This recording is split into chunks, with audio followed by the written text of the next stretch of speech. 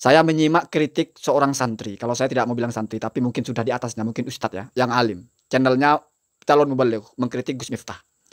Pengantar saya untuk orang ini atau untuk ustadz ini, yang pertama adalah wa aslihil fasada bit ta'ammuli wa in badihatan fala tubaddili. Kalau kamu ingin memperbaiki sesuatu, maka harus berhati-hati. Kalau koreksi kamu itu sesuatu yang mentah atau tiba-tiba gitu, hanya terlintas, maka sebaiknya jangan. Lakum dinukum waliyadin. Agama kita untuk kita, agama orang lain untuk orang lain. Jangan dicampur adukan. Ini seperti apa namanya? Kita mengucapkan Assalamualaikum warahmatullahi wabarakatuh kepada non-muslim. Itu sama saja mendoakan mereka dalam keselamatan supaya ada dalam rahmat ridhonya Allah Subhanahu wa taala. Kita mengucapkan salam kepada orang lain itu sama saja kita itu menyetujui atas kekufurannya, atas kemusyrikannya. Haram hukumnya umat Islam memberikan salam kepada non-muslim. Jangan jauh-jauh lah, di dalam kitab Sulamut Taufik. Itu udah mengharamkan seperti itu. Saya lihat bukannya membuka kitab gitu ya. Ini malah membuka HP dari Google. Ya jelas lah salah. Google itu emangnya apa jago ilmu nahu, ilmu sorok? Kagak lah. Banyak yang salah itu akibat membaca di dalam Google. Akibatnya seperti itu, salah. Jadi yang dilakukan Gus Miftah itu benar. Itu sunnah. Jangan disalahkan. Jangan diklaim itu sesuatu yang haram berdasarkan Sulamut Taufik. Kenapa? Karena di Sulamut Taufik itu konteksnya adalah membaca kitab pakai handphone. Nah, itu kiai yang la khilafa fi annahu mutabakhirun ya.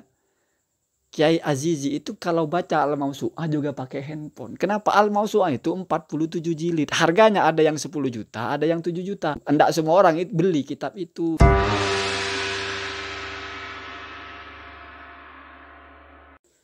Assalamualaikum warahmatullahi wabarakatuh. Bismillahirrahmanirrahim. Allahumma sholli ala sayyidina Muhammad wa ala alihi wa sahbihi ajma'in amma ba'du. Saya menyimak kritik seorang santri. Kalau saya tidak mau bilang santri, tapi mungkin sudah di atasnya, mungkin ustadz ya, yang alim. Channelnya Calon Mubaligh mengkritik Gus Miftah. Pengantar saya untuk orang ini atau untuk ustadz ini, yang pertama adalah wa aslihil fasada bit ta'ammuli wa in badihatan fala tubaddili.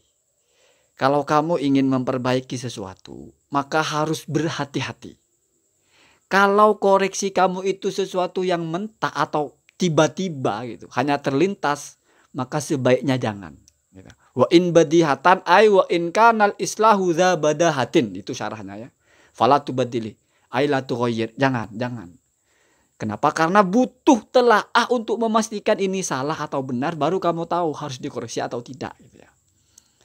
Kemudian kenapa seperti itu? Idqilah, karena sebagaimana diucapkan, kam muzayyifin fasihan atau sohihan, betapa banyak orang yang mencela, menyalahkan sesuatu yang benar. Min ajli kauni fahmihi su'an. Ya karena tidak paham atau pemahamannya salah, buruk gitu ya.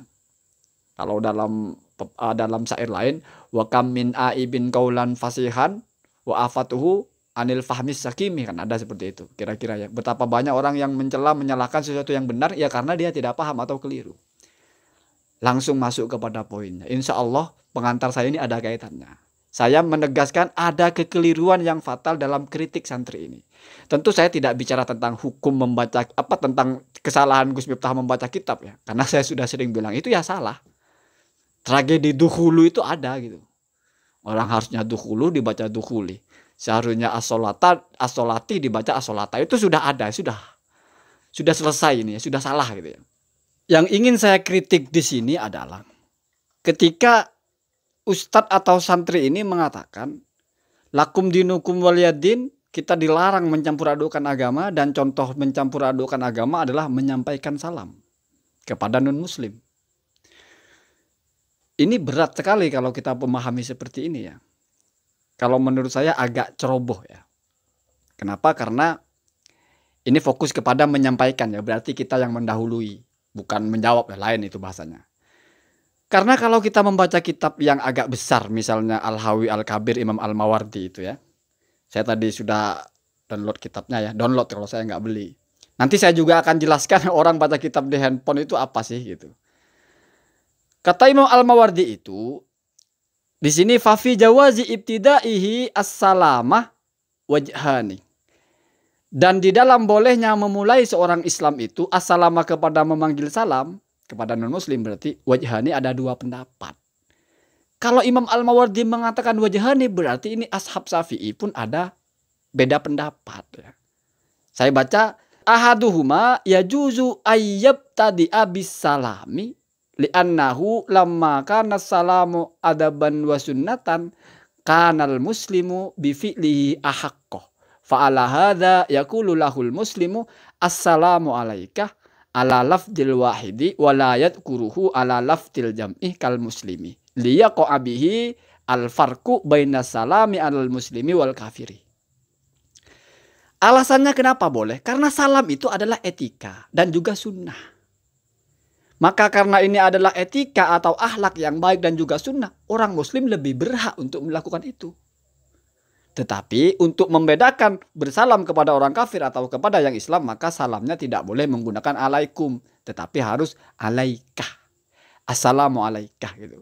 Ini juga dirilis oleh Imam An-Nawawi dalam Majmu' Syarhul Muhadzab, tetapi kata Imam Nawawi, hadza syadun dhaifun. Oke, ini syad dan dhaif. Oke. Sepakat ya. Kita berhati-hati ihtiyat pakai yang jumhur yang tidak boleh. Menyampaikan salam duluan, la tabda'u bisalam. Ketika bertemu dengan Yahudi atau Nasoro jangan menyampaikan salam. Oke. Anggap itu sudah benar. Tapi tidak ada di situ korelasi dengan menganggap ini menyampuradukan agama. Tidak ada ulama yang mengatakan begitu ya. Jangan sampai mengatakan sesuatu yang tidak punya dasar kalau Anda ini atau kita ini merasa sebagai orang yang berilmu gitu ya. Kalau tidak berilmu ya sebatas bacot kayak saya ya bebas-bebas saja ya. Jadi kalau sudah mengkrit atau mengklaim diri santri gitu ya harus berhati-hati. Jangan sampai masuk kepada yakul bima lam yakul bihi ahadun, karena itu termasuk kepada majnun ya, gila. Jadi sudah jelas ada ikhtilaf, atau walaupun ini dianggap sebagai ikhtilaf yang tidak dipakai atau ghairu mu'tabar lah, oke lah, tidak boleh. Oke, sip.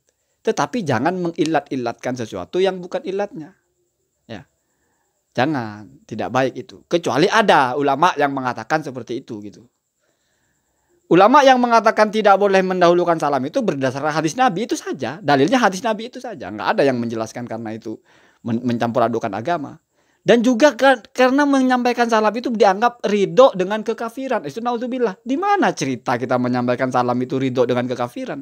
Karena mendoakan keselamatan. Keselamatan itu luas. Keselamatan di dunia kan boleh. Semoga Anda selamat. Kan kita sudah paham. Berinteraksi dengan non-muslim, hati-hati ya, semoga selamat sampai tujuan, itu sah-sah saja kok. Yang tidak boleh itu adalah mendoakan dia itu selamat di akhirat nanti gitu loh. Itu loh poinnya di situ. Poinnya di situ. Jadi beda antara mengucapkan salam dengan mendoakan mereka gitu. Kenapa? Karena kalau kita mendoakan semoga mereka masuk surga, artinya kita itu ta'arud atau menentang nas bahwasanya orang non-muslim tidak akan masuk surga, tidak akan selamat. Atau mungkin kita meyakini bahwa nas yang mengatakan non-muslim itu tidak akan masuk surga itu keliru, sehingga kita masih meyakini mereka akan juga masuk Islam. Ini masuk kepada kaidah ar-ridho bil kufri kufrun. Kalau kamu ridho dengan kekufuran maka kamu itu kafir. Ridho di situ maksudnya adalah al-iqraru bi annahum min ahlil jannah. Bahwasanya mereka juga akan masuk surga. Itu persoalannya. Ini nggak ada kaitan dengan salam gitu. Artinya tidak talazum akli, tidak pasti gitu. Gitu ya. Jadi ini cara memahaminya. Ini masih belum soal Gus Miftah. Ingat, ini masih belum soal Gus Miftah. Ini masih meluruskan tentang cara berpikirnya bahwa menyampaikan salam itu adalah mencampur adukan agama gitu. Saya juga sepakat, oke lah. Tidak usah kita mencari-cari dalil ya. Sudah ya.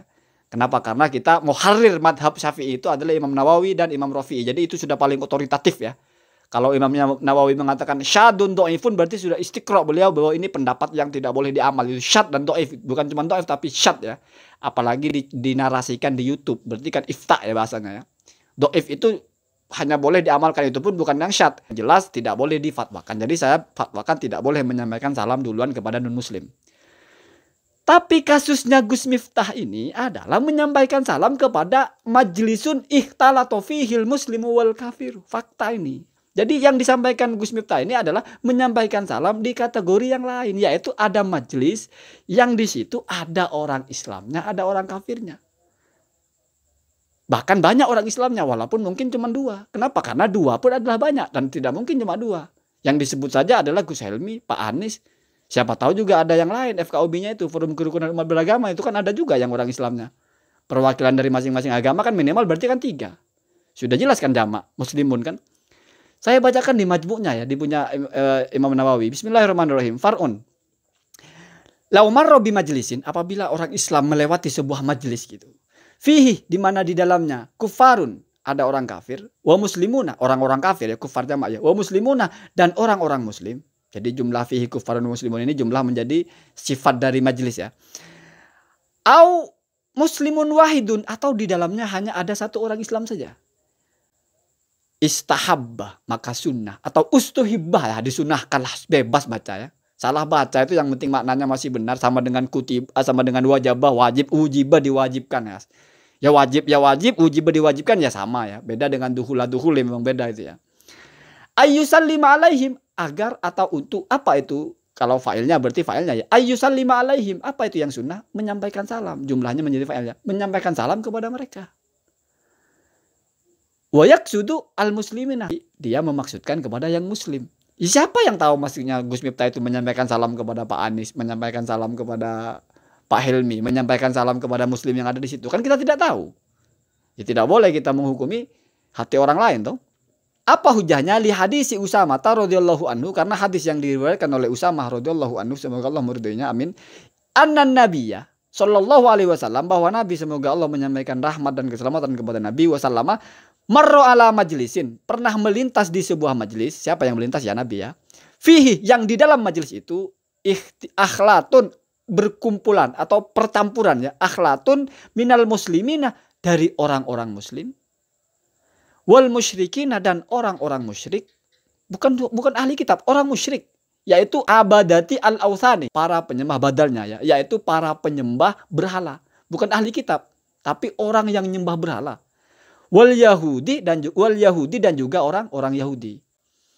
Ya benar ya, wal Yahudi ya. Takut salah saya, nanti saya dibodoh-bodohin juga lagi.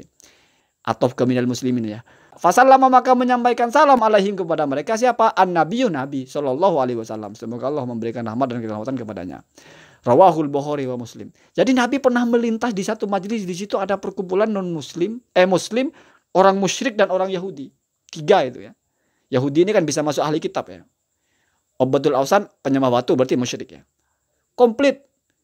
Maka Nabi menyampaikan salam. Kenapa? Karena asasnya memang disunnahkan kita menyampaikan salam. Entah memaksudkan kepada muslim yang ada di situ walaupun satu, atau muslim-muslim yang lain. Jadi yang dilakukan Gus Miftah itu benar. Itu sunnah. Jangan disalahkan. Jangan diklaim itu sesuatu yang haram berdasarkan Sulamut Taufik. Kenapa? Karena di Sulamut Taufik itu konteksnya adalah non muslim semuanya, bukan majlisun ikhtalatu fihi, bukan majelis yang di dalamnya bercampur muslimun wa kafirun, bukan. Makanya memang benar, ta'ammul itu hati-hati, jangan menyalah-nyalahkan dengan mudah gitu, hanya selintas kita langsung koreksi gitu, jangan. Wa in badihatan itu penting, wa in badihatan fala tubadili. Wa in kana islahu kadza badahatin. Kalau koreksi kamu itu hanya sesuatu yang masih mentah gitu, hanya ini salah, yang benar begini, ini kan selintas aja tuh. Badiaro ya, hanya melintas di kepala saja. Jangan. Kenapa? Karena tadi itu kamuzayyifin, betapa banyak muzayyifin itu muibin ya, orang yang mencela, menyalahkan, fasihan atau sohihan, sesuatu yang benar. Alasannya kenapa? Min ajli kauni fahmi su'an. Kamu pemahamannya keliru, bukan soal bodoh tapi kurang ta'ammul. Jadi saya tidak bilang santri itu bodoh, tapi mungkin kurang berhati-hati saja. Sealim apapun orang itu tidak akan pernah ada lepas dari kesalahan. Itu sudah populer perkataan Imam Syatibi, perkataan Imam Subki itu. Kalau perkataannya Imam Malik juga yang mungkin searah, faman dalladzi laisa fihi syai'un, siapa sih di dunia ini yang tidak pernah salah gitu. Orang sekelas Ashab Syafi'i, Imam Az-Zubairi salah faham terhadap ucapan Imam Syafi'i, dan kesalahan ini dipopulerkan. Ini untuk menunjukkan bahwa siapapun pernah salah gitu. Termasuk Anda yang suka mengkritik, apalagi saya. Saya YouTuber ya, bukan santri, YouTuber ya. Jadi kalau saya salah itu sudah hal lama ya. Jadi sudah pas ya. Kalau saya salah kan YouTuber aja biasa ya, banyak bacot salah wajar ya. Tapi kalau santri jangan salah gitu. Harus berhati-hati. Dan yang terakhir, membaca kitab pakai handphone. Nah, itu kiai yang la khilafa fi annahu mutabakhirun ya. Kiai Azizi itu kalau baca Al-Mausu'ah juga pakai handphone. Kenapa? Al-Mausu'ah itu 47 jilid. Harganya ada yang 10 juta, ada yang 7 juta. Nggak semua orang beli kitab itu gitu loh. Jadi kalau tidak punya kitabnya ya baca di mana lagi? Baca di kitab virtualnya.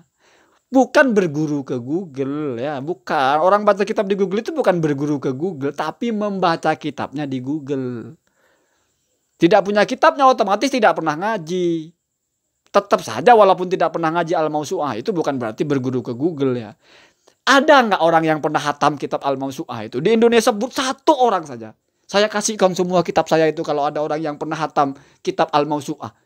Hatam itu maksudnya mengaji seperti yang di pesantren itu loh. Gurunya datang bismillahirrahmanirrahim faslun, terus ai hadza fasal arkanus sholati, arkanus sholati ada dukun-dukun sholat gitu. Misalnya itu. Ada nggak seperti itu? Diartikan terus berapa puluh tahun kamu mau menghatamkan 47 jilid itu? Dan untuk apa juga? Toh dengan skill kemampuan membaca kitab, skill kemampuan menguasai teori-teori, kamu bisa istiqro, bisa memperluas bacaan. Nggak mesti setiap kitab yang kamu baca itu harus sudah pernah kamu aji kepada gurumu. Kalau seperti itu maka Bahsul Masail di NU itu di mana membawakan kitab-kitab besar, itu bullshit semua. Membawakan kitab majmu' tidak pernah ada orang pernah ngaji kitab majmu'. Syarhul Muhadzab itu. Tetapi biasa aja kan membawakan kitab itu. Kecuali kalau saya mungkin kurang ajar ya enggak apa-apa lah. Silahkan kamu anggap saya apa, nggak ada persoalan. Yang penting apa yang saya sampaikan ini kamu telaah, kamu tanya kepada orang yang kamu percaya. Insya Allah kalau salah saya sampaikan di komen. Kan begitu aja, simple toh. Gampang kan, gampang ya. Kalau di hadapan Allah saya bertanggung jawab ya. Kenapa? Karena itu mau tidak mau bukan pilihan toh. Ketika kita sudah berarti kita sudah siap bertanggung jawab. Jadi bullshit orang ngomong saya tanggung jawab di hadapan Allah ya, karena memang sudah harus toh. Iya kan? Sama dengan orang beli saya siap bayar. Yang namanya sudah beli kok bisa nggak siap bayar kan gitu. Jadi gitu ya.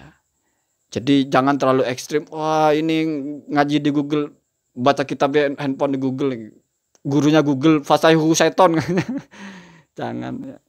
Orang baca kitab yang dia nggak pernah ngaji kitab itu ya sah-sah saja. Ya kan? Sanadnya sanad ke kitab itu. Kenapa? Karena mungkin di kitab lain dia ngaji. Cuma untuk mempertebal, untuk memperluas sebagai syawahid, sebagai penunjang, sebagai penguat dari teorinya dia buka di kitab lain. Ya wajar. Enggak Al-Hawi Al-Kabir 20 jilid lebih ada yang ngaji. Nihayatul Matlab fi Dirayatul Madhab 20 jilid lebih ada nggak yang ngaji? Ya nggak ada.